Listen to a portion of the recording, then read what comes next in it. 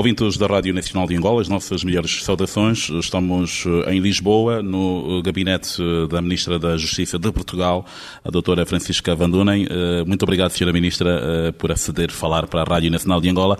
Aliás, a sua rádio, conforme disse-nos antes do início da entrevista. De nada, é com todo o gosto que falo com a Rádio Nacional de Angola. Como sabem, e é público, eu trabalhei na Rádio Nacional de Angola durante algum tempo. E, portanto, tive uma experiência profissional muito gratificante, muito intensa na Rádio Nacional e, por essa razão, tenho uma relação particular com a Rádio Nacional de Angola. Deixa alguns nomes, ou guarda alguns nomes particulares da Rádio Nacional de Angola na sua leva? Tempo. Sim. Sim, o Júlio Silva, o João Faria, o Aldemir Vaz da Conceição, o José Carrasquinha. Havia um grupo muito grande. Havia um indivíduo que depois se tornou embaixador, até foi embaixador aqui. José Patrício. Esse também, sim, seria lá repórter. Era de facto um grupo muito grande de pessoas. Nós éramos todos nessa altura muito jovens, achávamos que tínhamos um mundo. Isto foi em que ano, Sra. Ministra? Não, isso foi em 1975, 76. Portanto, tínhamos todos a ideia de que íamos mudar o mundo e que, pronto, nos esperaria a nós e ao povo angolano toda a felicidade. Muito obrigado. Sra. Ministra, vamos passar para a entrevista. No dia 16 de abril, chega a Angola para uma visita de trabalho para, como os diplomatas dizem, reforço da cooperação. Pode trocar em miúdos o que é que isto é exatamente? O reforço da cooperação, neste caso, significa uma aproximação de ambas as partes e uma espécie de um ponto de situação relativamente àquilo que nós podemos fazer no futuro. Como sabem, a cooperação entre Portugal e Angola é muito antiga. Se recordarem, o acordo de cooperação em matéria jurídica e judiciária entre Angola e Portugal data de 1995. Não significa isso que antes não houvesse cooperação, mas existe de facto esse acordo de cooperação que une as duas partes. Mas independentemente desse acordo, que basicamente tem a ver com a cooperação jurídica na feitura de leis e também no que diz respeito ao auxílio mútuo em matéria civil, em matéria de família, em matéria penal, mas independentemente disso nós tivemos sempre um grande intercâmbio de pessoas entre um lado e o outro, numa lógica de cooperação, numa lógica de apoio recíproco, numa lógica de melhoramento, se assim se pode dizer, da nossa capacitação ao nível do sistema judicial. Em novembro do ano passado, quando da visita do Presidente João Lourenço aqui a Portugal, dos 3 acordos assinados, um foi no domínio da Justiça. É com base nesse acordo que se desloca a Luanda?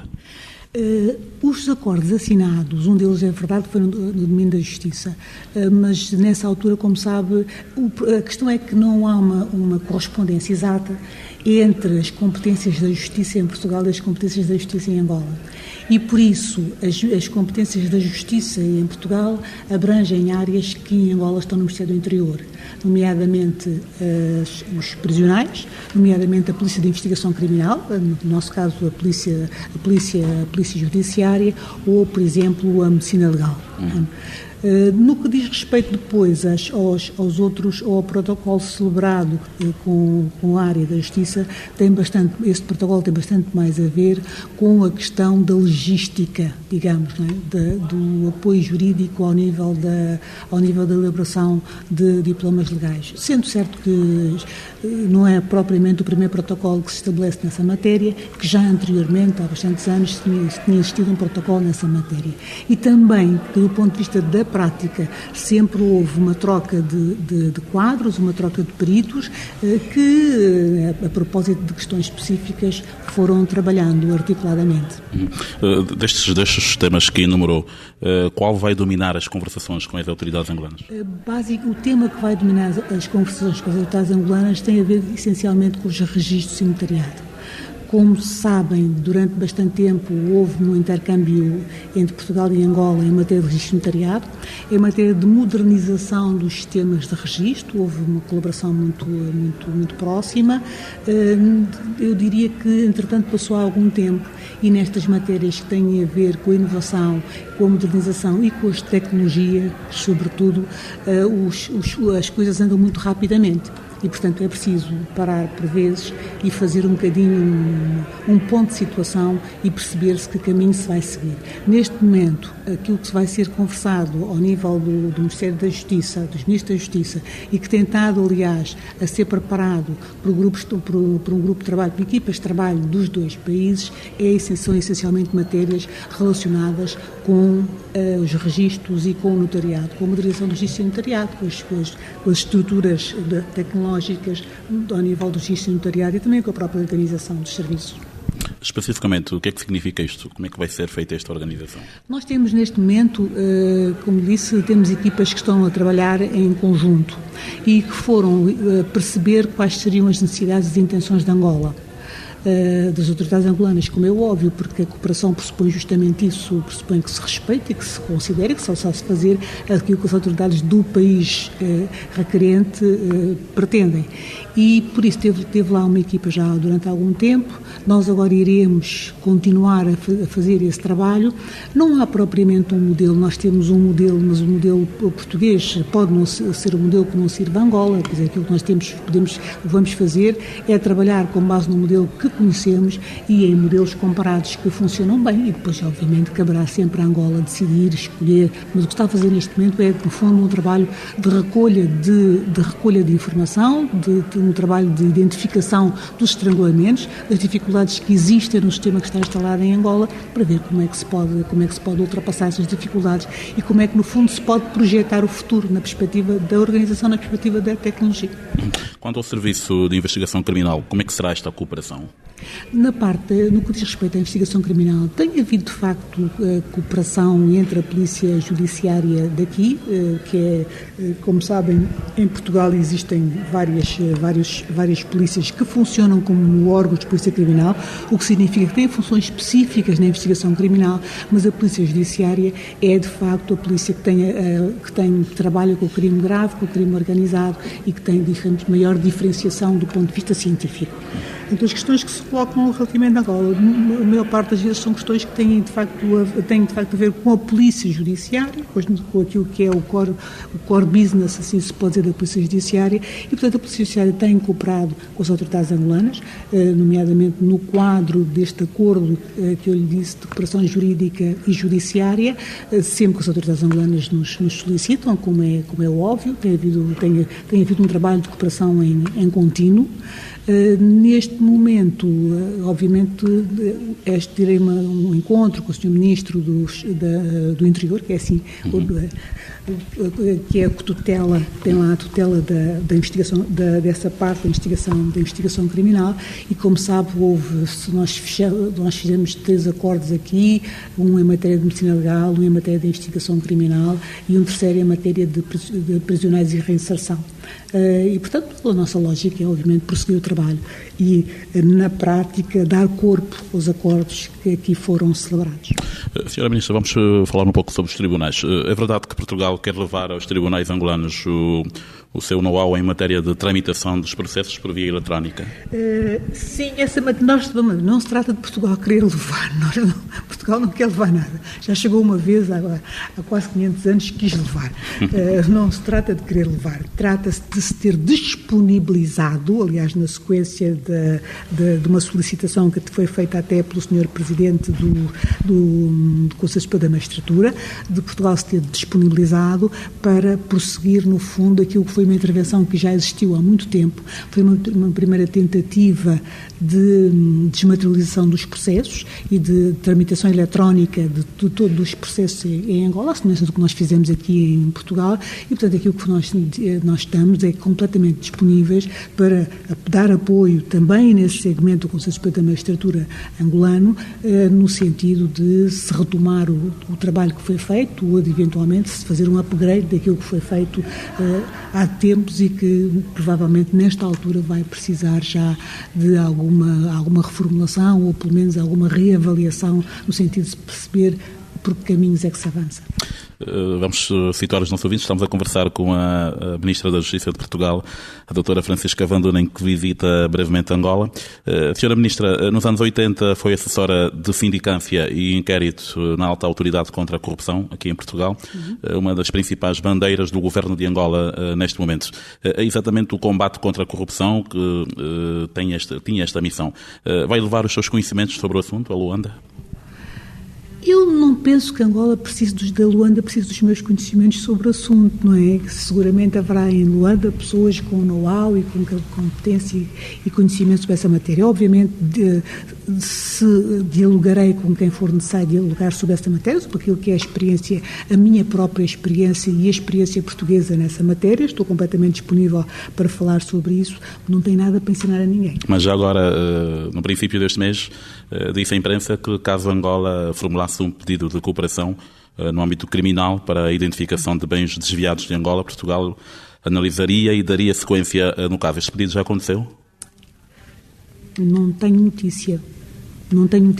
Há um aspecto que é preciso, que é necessário, que importa precisar aqui. É que em alguns casos a cooperação judiciária faz-se diretamente entre o Ministério Público, ou seja, a Procuradoria-Geral de Angola e a Procuradoria-Geral Portuguesa.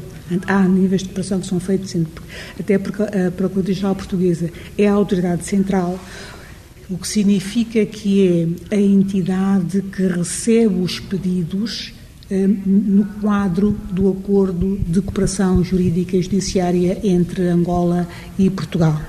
Portanto, não houve, da parte não entrou, nenhum pedido entrou através do Ministério da Justiça. Não posso excluir que tenha havido já contactos entre as duas Procuradorias-Gerais e que estejam a trabalhar nessa matéria. Até porque, em última análise, tratam sempre de atos que têm uma natureza, eu diria, judiciária, e que serão praticados por autoridades judiciárias. Senhora Ministra, vamos passar para a parte final desta nossa entrevista. A senhora Ministra, há 2 anos, viu a sua viagem de trabalho a Angola cancelada no último minuto, em função do irritante que existia naquela altura. Em relação ao caso Manuel Vicente, o envio do processo para Luanda foi uma decisão acertada? Eu não discuto se foi acertada, se foi menos acertada. Não há aqui um problema de acerto ou menos acerto. Aquilo que houve foi uma decisão judicial. E, portanto, eu, como compreenderá, não comento decisões judiciais. Antes, o processo correu todo no sistema judicial. O sistema judicial tem total independência relativamente ao Executivo, e esse é um aspecto que é importante frisar. Tem, de facto, independência relativamente ao Executivo. O sistema judicial decidiu. Do meu ponto de vista, está bem, não tenho que comentar a decisão. Mas ainda assim, na sua opinião pessoal, concorda que a alegação do governo angolano de que, à luz da cooperação judiciária com a CPLP, o processo devia ter sido, como foi, aliás, enviado para Luanda? O processo podia ter sido como foi enviado para Luanda. Foi uma questão de apreciação que as autoridades judiciárias portuguesas fizeram, na altura o Ministério Público português fez, a respeito da reunião ou não dos pressupostos para a transmissão do processo. E essa, como disse e quero reiterar, há matérias do Judiciário em que o Governo não interfere. É um respeito absoluto pela separação de poderes. Ok. Ultrapassado este irritante, agora que se apresta para viajar à sua terra natal, que pensamentos dominam a sua mente? Sabe, há sempre alguma ansiedade, mas, como é óbvio, um grande entusiasmo com a ideia de ir a Angola, de regressar a Angola, ainda que lá vá nesta condição, independentemente de ir lá nesta condição, não é? É sempre um regresso à terra que é a minha origem, que é a origem de todos os meus antepassados e onde eu passei uma boa parte da minha infância, da minha juventude, e onde formei todos os sonhos que tinha para a vida, se assim se pode dizer. Como é que está o seu emocional? Certamente vai rever alguns familiares, amigos de infância. Sim, vai ser angolano ou portuguesa? Eu vou lá como Ministro da Justiça de Portugal, como Ministro da Justiça portuguesa, não é? Mas é óbvio que no contacto com Angola, no contacto com aquilo que eram as minhas são e eram as minhas relações, eu sou uma pessoa de lá. Sou uma pessoa deles, sou daquelas pessoas que pertenço àquele lugar. Portanto, eu acho que há aqui nesta matéria relações que são relações de pertença, que não dependem muito do nosso racional, que são mais, são emocionais, são intuitivas, têm a ver com isso. Eu acho que é curioso e provavelmente não tem só a ver comigo, que tenho um histórico familiar angolano de vários séculos, mesmo pessoas que nasceram em Angola ou que viveram em Angola, de cada vez que lá vão, ou quando lá ficam algum tempo sem ir e lá regressam, sentem-se como se tivessem regressado ao seu lugar de origem, no fundo ao seu paraíso perdido, assim se pode dizer. Já agora tem documentação angolana? Tenho sim. Passaporte, bilhete? Eu nunca deixei de ter documentação angolana. Em novembro de 2018, numa entrevista à Rádio Nacional de Angola, o governo angolano, na pessoa do Ministro da Justiça, seu homólogo, Francisco Queiroz, reconheceu, e arrisco-me a dizê-lo, pela primeira vez, que houve uma reação excessiva aos acontecimentos que se seguiram, aquilo a que o Ministro chamou de tentativa de golpe de Estado, de 27 de maio de 1977. O Ministro Francisco Queiroz, que vai recebê-la em Luanda, disse em muitos desses atos referentes à reação excessiva, atentaram contra os direitos humanos e reconhece que houve execuções e prisões arbitrárias. E no mês passado, em Genebra, o Ministro Francisco Queiroz disse que o governo angolano vai aprovar um estudo para reparar os danos sofridos pelas vítimas de repressão, pelos déficits de governação e por perseguição política, incluindo do 27 de maio. Do ponto de vista pessoal e familiar, diz-lhe alguma coisa isto? Como saberá, diz-me. Mas é óbvio que nesta minha visita eu não vou lá na qualidade de familiar de vítimas do 27 de maio, vou lá numa outra qualidade institucional. E, portanto, não é minha intenção abordar essas matérias, a não ser quando for a Angola a título pessoal. A forma como o atual governo angolano está a tratar deste assunto ajuda a cicatrizar melhor as feridas que ainda possam existir? Vamos ver, aquilo que posso dizer sobre isso é que todos os processos que visem reduzir a soma de dor e os sentimentos de perda de partes específicas de uma comunidade nacional, seja ela qual for, todos os processos que tenham isso por objetivo são claramente processos virtuosos e processos que devem ser encetados e que devem ser apoiados, não é? Porque temos todos a percepção de que a paz não é só a ausência de guerra, a paz é, no fundo, a criação de sociedades mais inclusivas, mais justas, não é? E em que impere o Estado de Direito, em que as pessoas todas se sintam integradas e se sintam parte, não é? E sentir parte passa também por aí, por sermos capazes de analisar a história à luz do seu tempo e à luz da atualidade, e de sermos capazes e de conseguirmos fazer com que todas as partes, independentemente das condições que viveram e do específico sofrimento que tiveram, que se sintam parte da nação, parte do país, que sintam que o país de facto as integra, considera o seu sofrimento, considera as suas perdas e está disponível para, quando digo o país, obviamente não me refiro às populações em geral, mas refiro-me mais à dimensão institucional. A dimensão institucional aqui é muito importante. Onde é que estava no dia 27 de maio de 1967? Em Lisboa. Lisboa? Lisboa. Antes dos acontecimentos ou depois? Sim, antes dos acontecimentos. E como é que encarou esta situação toda? Calculará com grande preocupação, com grande apreensão. Não é? Eu faço parte de toda uma geração que viveu não só o período colonial e que fez no interior, digamos, a luta anticolonial. Aquelas pessoas não eram próximas e, de facto, a maior parte delas são as pessoas que estiveram no interior a fazer a luta anticolonial, por um lado, e depois, por outro lado, também muitas daquelas pessoas fazem parte da geração que assumiu o conflito, que assumiu o confronto, que esteve na linha da frente quando as coisas se tornaram difíceis. Portanto, muitas dessas pessoas são pessoas que têm a ver com a minha infância, com a minha juventude, com um período da minha vida que é de facto um período muito marcante. Eu penso que quando se chega a esta idade olha-se sempre para a infância, para a juventude, com a ideia de um tempo um pouco às vezes até mistificado, não é? Com grande mistificação, mas eu diria que foi um tempo em que, apesar de todas as condicionantes, é um tempo que eu guardo como um tempo de grande felicidade. E a minha felicidade está, de facto, ligada a essas pessoas, às dificuldades que passamos em conjunto, aos problemas todos das prisões, das saídas posterior, das deportações, tudo isso.